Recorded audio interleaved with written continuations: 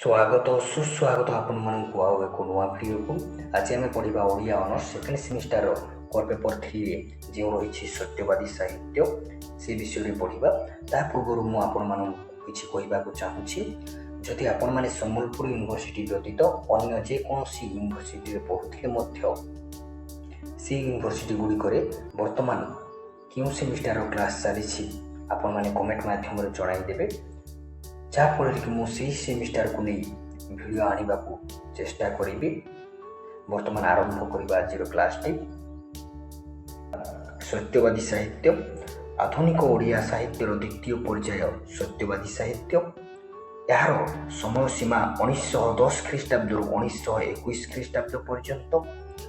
ଉତ୍କଳମଣି ପଣ୍ଡିତ ଗୋପବନ୍ଧୁ ଦାସ 19 ଜଣ ଛାତ୍ରଙ୍କୁ ନେଇ ସତ୍ୟବାଦୀଠାରେ ଏକ ମଧ୍ୟ ଇଂରାଜୀ ବନବିଦ୍ୟାଳୟ ପ୍ରତିଷ୍ଠା କରିଥିଲେ, ଯାହାକି 1909 ଅଗଷ୍ଟ 12ରେ ଓ ପରବର୍ତ୍ତୀ ସମୟରେ ତାଙ୍କୁ ଏହି କାର୍ଯ୍ୟରେ ସହଯୋଗ କରିଥିଲେ ପଣ୍ଡିତ ନୀଳକଣ୍ଠ ଦାସ, ପଣ୍ଡିତ ଗୋଦାବରୀଶ ମିଶ୍ର, ପଣ୍ଡିତ କୃପାସିନ୍ଧୁ ମିଶ୍ର ଓ ଆଚାର୍ଯ୍ୟ ହରିହର।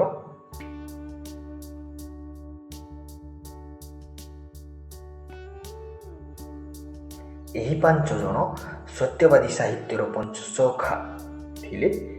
ଉଚ୍ଚଶିକ୍ଷିତ ମଧ୍ୟ। ପଣ୍ଡିତ ନୀଳକଣ୍ଠ ଓ ପଣ୍ଡିତ ଗୋଦାବରୀଶ MA ପାସ୍ କରିଥିଲେ ମଧ୍ୟ ଅତି ଉଚ୍ଚ ସରକାରୀ ଚାକିରିକୁ ତ୍ୟାଗ କରି ସତ୍ୟବାଦୀ ବନବିଦ୍ୟାଳୟରେ ସ୍ୱଳ୍ପ ବେତନ ବିଶିଷ୍ଟ ଶିକ୍ଷକ ଚାକିରିକୁ ଗ୍ରହଣ କରିନେଇଥିଲେ। ପଣ୍ଡିତ ବାସୁଦେବ ଓ ପଣ୍ଡିତ ଲିଙ୍ଗରାଜ ମଧ୍ୟ ସେମାନଙ୍କ ସହିତ ଯୋଗ ଦେଇଥିଲେ। ସେ ସମସ୍ତଙ୍କର ଆଦର୍ଶ ଓ ପ୍ରେରଣାର ଉତ୍ସ ଥିଲେ ପଣ୍ଡିତ ଗୋପବନ୍ଧୁ।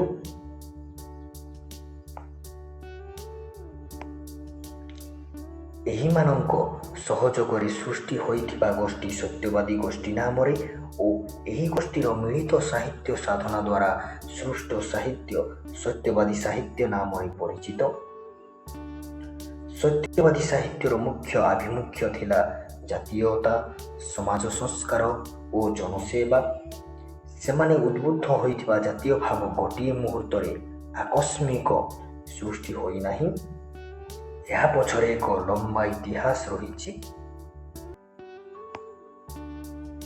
1803 ଖ୍ରୀଷ୍ଟାବ୍ଦରେ ଇଂରେଜ ସରକାରଙ୍କ ଓଡ଼ିଶା ଅଧିକାର ଠାରୁ 1903 ଖ୍ରୀଷ୍ଟାବ୍ଦରେ ଉତ୍କଳ ସମ୍ମିଳନୀ ଗଠନ ହେବା ପର୍ଯ୍ୟନ୍ତ ଦୀର୍ଘ 1 ଶତାବ୍ଦୀ ବ୍ୟାପୀ ଅନ୍ୟାୟ, ଅତ୍ୟାଚାର, ଶୋଷଣ, ନିଷ୍ପେଷଣ ଇତ୍ୟାଦି ଓଡ଼ିଆ ଜାତିକୁ ଖଣ୍ଡ ବିଖଣ୍ଡିତ କରି ପକାଇଛି।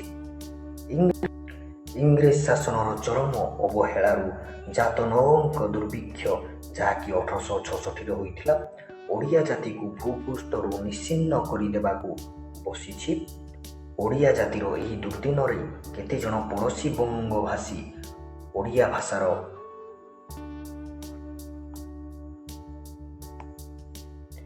ବିଲୋପ ସାଧନା ନିମନ୍ତେ ଅଭିଯାନ ଚଳାଇଛନ୍ତି। ଏହା ବିରୋଧରେ ଓଡ଼ିଆ ଜାତି ଜାଗି ଉଠିଛି। ଏହି ଜାଗରଣକୁ କ୍ଷିପ୍ର କରିଦେଇଛି ସମ୍ବଲପୁର କଚେରୀରେ ଓଡ଼ିଆ ପରିବର୍ତ୍ତେ ହିନ୍ଦୀ ପ୍ରଚଳନ ଆଦେଶ, ଯାହାକି 1896ରେ ହୋଇଥିଲା। ଏହି ଜାଗରଣ ଶେଷରେ ଜନ୍ମ ଦେଇଛି ଗଞ୍ଜାମ ସମ୍ମିଳନୀ, ଯାହାକି 1902ରେ ହୋଇଥିଲା ଓ ଉତ୍କଳ ସମ୍ମିଳନୀ 1903ରେ ହୋଇଥିଲା। ଉତ୍କଳ ସମ୍ମିଳନୀର ପ୍ରତିଷ୍ଠାତା ଉତ୍କଳ ଗୌରବ ମଧୁସୂଦନ ଦାସ। ତାଙ୍କ ସ୍ୱପ୍ନ ଥିଲା ଓଡ଼ିଆ ଭାଷାଭାଷୀ ଅଞ୍ଚଳଗୁଡ଼ିକର ଏକତ୍ରୀକରଣରେ ଏକ ସ୍ୱତନ୍ତ୍ର ପ୍ରଦେଶ ଗଠନ ଓ ତାହାର ସମୃଦ୍ଧି ସାଧନ। '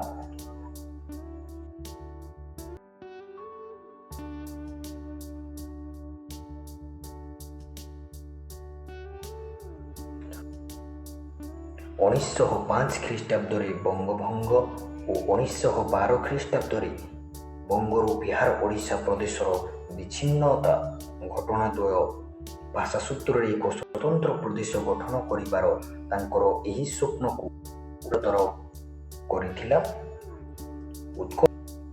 ଉତ୍କଳ ସମ୍ମିଳନୀ ମଣ୍ଡପରୁ ଯେଉଁ ଉଗ୍ର ଜାତୀୟ ଭାବର ଅଭ୍ୟୁଦୟ ହୋଇଥିଲା, ତାହାର ନେତୃତ୍ୱ ନେଇଥିଲେ ପଣ୍ଡିତ ଗୋପବନ୍ଧୁ ଦାସ। ସତ୍ୟବାଦୀ ବନବିଦ୍ୟାଳୟ ପ୍ରତିଷ୍ଠା ମୂଳରେ ତାଙ୍କର ଉଦ୍ଦେଶ୍ୟ ଥିଲା ସମଗ୍ର ଉତ୍କଳ ଭୂମିରେ ନବଜାଗରଣ, ନବସ୍ପନ୍ଦନ ଓ ନବ ଆଲୋକର ବିପୁଳ ପ୍ଲାବନ ଖେଳାଇ ଦେବା।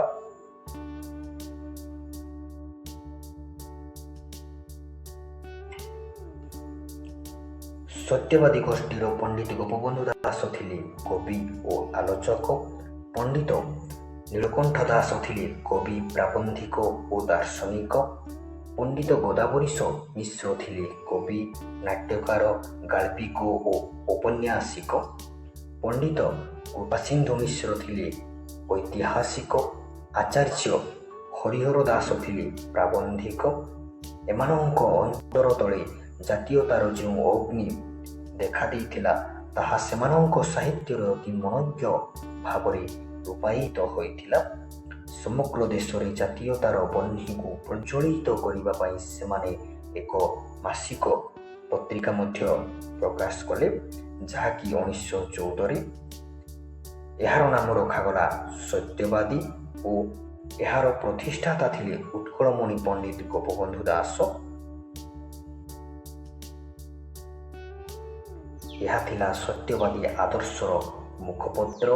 ଏହାର ଏକ ସଂଖ୍ୟାରେ ପଣ୍ଡିତ ଗୋପବନ୍ଧୁ ଲେଖିଥିଲେ, ଜନ୍ମଭୂମିର ଉନ୍ନତିରେ ଯଥାଶକ୍ତି ଆତ୍ମନିୟୋଗ କରିପାରିଲେ ଆମ୍ଭେମାନେ ବିଶ୍ୱ ସେବା କଲୁଁ ବୋଲି।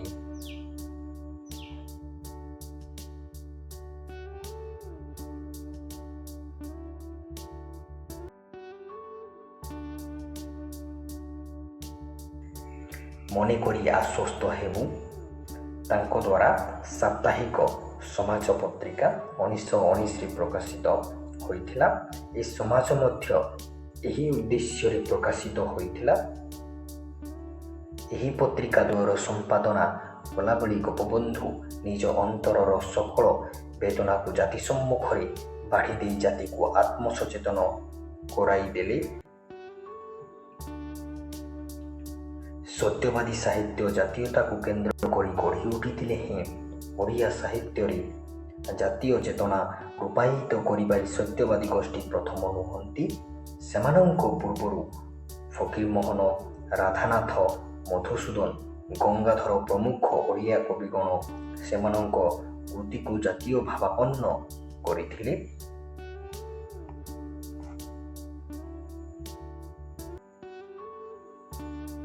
ପରିବର୍ତ୍ତିତ ପରିସ୍ଥିତିରେ ସତ୍ୟବାଦୀ ଗୋଷ୍ଠୀ ଓଡ଼ିଶାର ଗୌରବମୟ ଐତିହ୍ୟକୁ ଚିତ୍ରଣ କରିବା କାଳରେ ରାଧାନାଥ ସାହିତ୍ୟର ବିଜାତୀୟ, ଅସାମାଜିକ ତଥା କୁରୁଚିପୂର୍ଣ୍ଣ ଘଟଣାବଳୀକୁ ସମାଲୋଚନା କରିଛନ୍ତି। ତେଣୁ ରାଧାନାଥ ସାହିତ୍ୟର ପ୍ରତିବାଦରେ ସତ୍ୟବାଦୀ ସାହିତ୍ୟର ସୃଷ୍ଟି ବୋଲି କେତେକ ସମାଲୋଚକ ମତ ଦିଅନ୍ତି।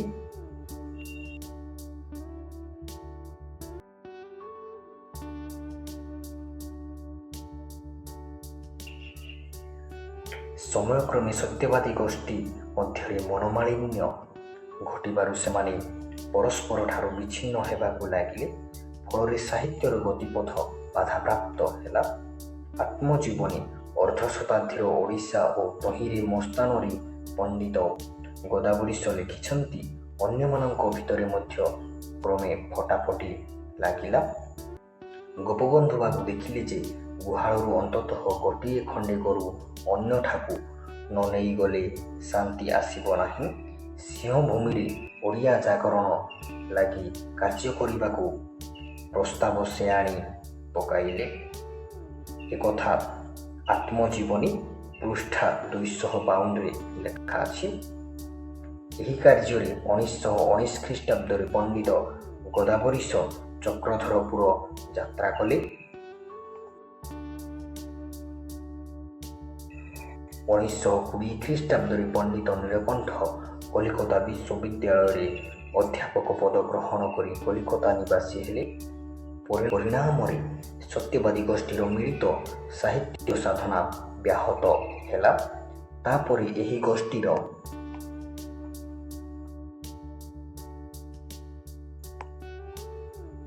ସ୍ୱାଧୀନଚେତା ସାଧକଗଣ ଦେଶର ସ୍ୱାଧୀନତା ଆଣିବା ପାଇଁ ରାଜନୀତିରେ ଭାଗ ନେଲେ। ଏହି ପରିପ୍ରେକ୍ଷୀରେ ସେମାନେ ସାହିତ୍ୟ ସାଧନା କ୍ଷେତ୍ରରେ ଅଧିକ ଅଗ୍ରସର ହୋଇ ନ ପାରିଥିଲେ ଏବଂ ଏହା ଫଳରେ ସତ୍ୟବାଦୀ ସାହିତ୍ୟ 1921 ଖ୍ରୀଷ୍ଟାବ୍ଦରୁ ପ୍ରାୟ ନିଷ୍ପ୍ରଭ ହୋଇପଡ଼ିଥିଲା। ଏହି ସମୟ ବେଳକୁ ସବୁଜ ସାହିତ୍ୟର ଉନ୍ମେଷ ଓ ଉତ୍ତରଣ ହୋଇସାରିଥିଲା। ଭିଡ଼ିଓଟି ଭଲ ଲାଗିଥିଲେ ଶେଷରେ ଲାଇକ୍ କରିବେ, ସବସ୍କ୍ରାଇବ୍ କରିବେ, ଅଧିକରୁ ଅଧିକ ମାତ୍ରାରେ ସାଙ୍ଗସାଥିମାନଙ୍କୁ ସେୟାର କରିବେ। ଦେଖା ହେବା ଖୁବ୍ ଶୀଘ୍ର ଆଉ ଏକ ନୂଆ ଭିଡ଼ିଓରେ।